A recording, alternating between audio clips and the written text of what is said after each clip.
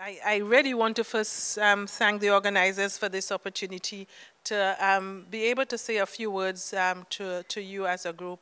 I know some of you have been saying Carissa has been very silent, but I certainly regret that I have not been able to be with you throughout this week.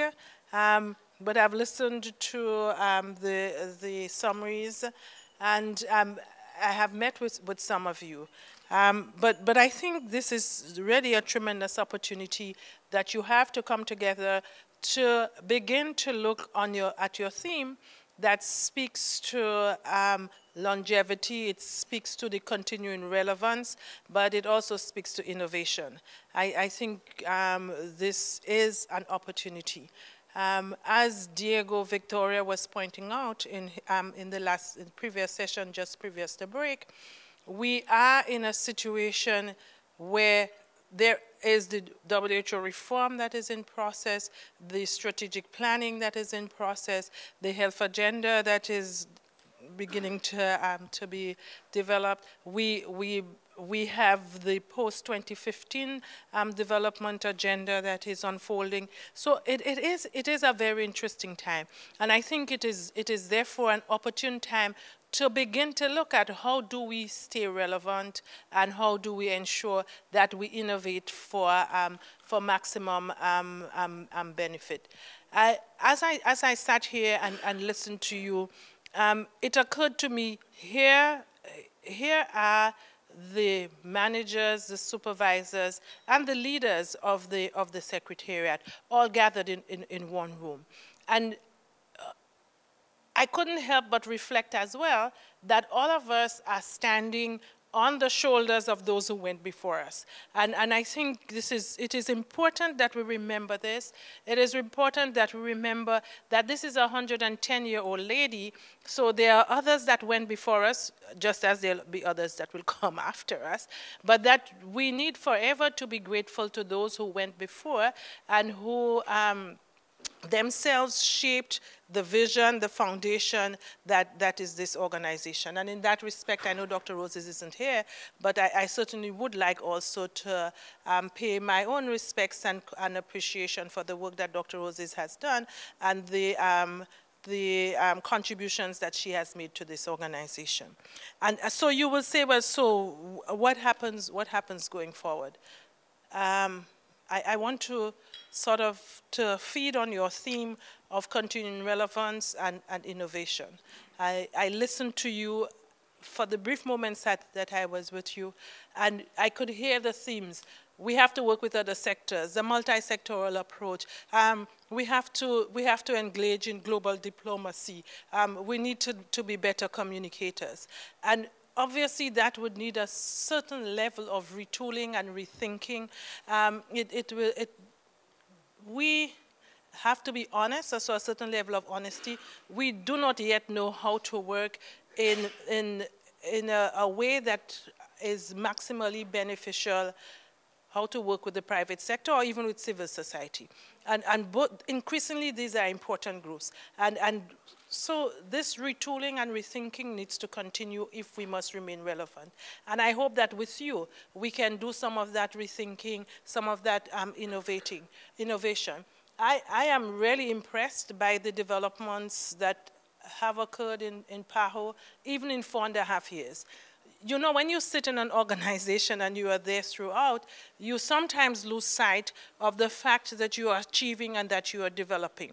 But somebody from the outside who knew you and comes back and takes a look can tell you you are achieving and you are developing. And so I want to also congratulate you and thank you for the work that you've put in building this organization as well. The achievements and successes of the organization are due to a great part to all of you who are gathered here this morning. I really do feel that as I take the helm of this organization, that I'm taking not just an old lady on, but that I'm taking a lady who is rich in experience, but a lady who is willing to rejuvenate. No? So for us, I think for me, it's exciting. I am particularly excited that I'll be working in shaping the post-2015 development agenda. I think WHO, and if you've been following up, WHO is leading the initiative to ensure that health is embedded in that development agenda.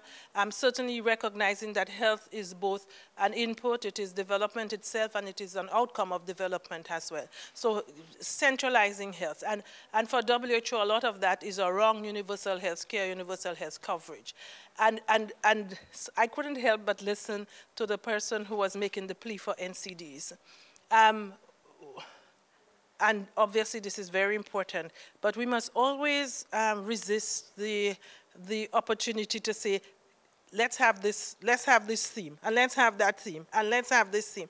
Really, the people in our countries that we serve, they just want access to care for whatever it is that they have. If they have HIV/AIDS, if they have a child, if they are pregnant, or if they have an NCD. So in keeping this vision alive, we must begin to concentrate not only on specificities, but the fact that we need an umbrella under which all of those can live.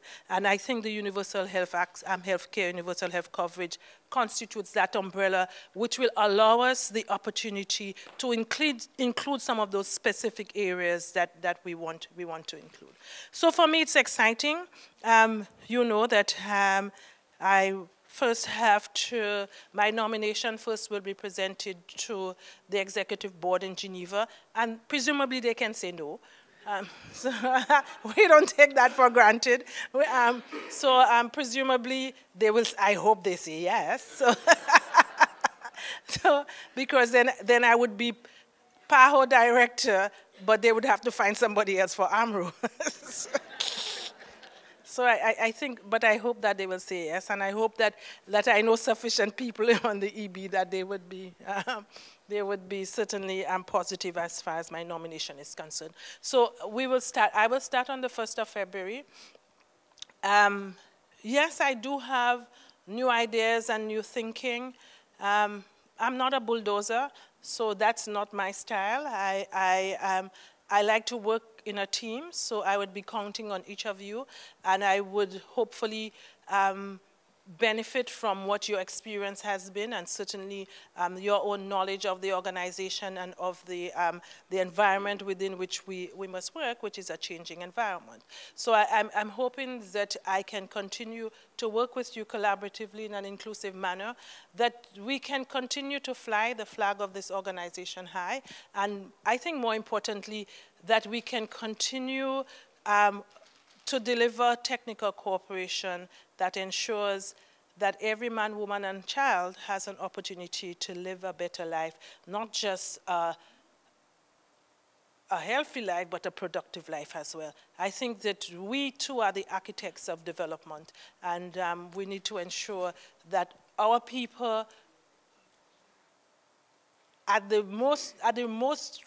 most remote points and at the lowest of the scale, that all people recognize that PAHO has made a contribution to my well-being. And for me, this is what success would constitute.